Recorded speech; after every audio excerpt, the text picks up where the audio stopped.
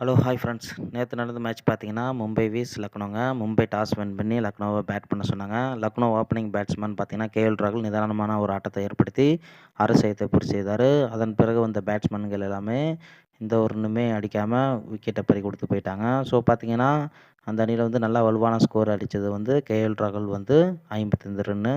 அதனோட பார்த்தீங்கன்னா, நிக்கோலஸ் பூரான் அவர் வந்து எல்லா மேட்ச்லயுமே வந்து கலக்கி வராருங்க. அரசையத்த அடிக்கிறாரு. நல்லா ஒரு பெர்ஃபார்மன்ஸும் பண்றாரு. அவரு வந்து பார்த்தீங்கன்னா, 75 ரன் அடிச்சிருந்தாரு. இதுலேருந்து வந்து பார்த்தீங்கன்னா, லக்னோ அணி வந்து 20 ஓவர் முடிவில வந்து 216 ரன் அடிச்சிருந்தாங்க.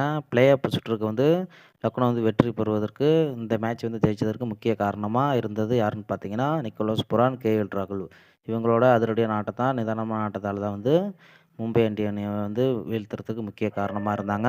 ஸோ பார்த்தீங்கன்னா, ப்ளே ஆஃப் சுற்றுக்கு வந்து 4 அணிகள் வந்து போட்டி போடுறாங்க. அதில வந்து பார்த்தீங்கன்னா, சிஎஸ்கே, ஆர்சிபி, ஹைதராபாத், லக்னோங்க. இவங்க வந்து நல்லா ஒரு நிதானமான ஆட்டத்தை ஏற்படுத்தி வரும் போட்டியில வந்து வெற்றி பெறுவாங்களோ, அவங்க தான் ப்ளே ஆஃப் சுற்று அணிக்கு தகுதி பெறுவாங்க அப்படின்னு வந்து குறிப்பிட்டிருக்காங்க. ஸோ பார்த்தீங்கன்னா, 217 ரன்னு வெற்றி என்ற இலக்குடன் ஆட ஆரம்பிச்ச மும்பை அணியில வந்து ரோஹித் சர்மா நல்லா ஒரு நிதானமான ஆட்டத்தை ஏற்படுத்தி ஒரு அரசையத்தை செய்தாருங்க.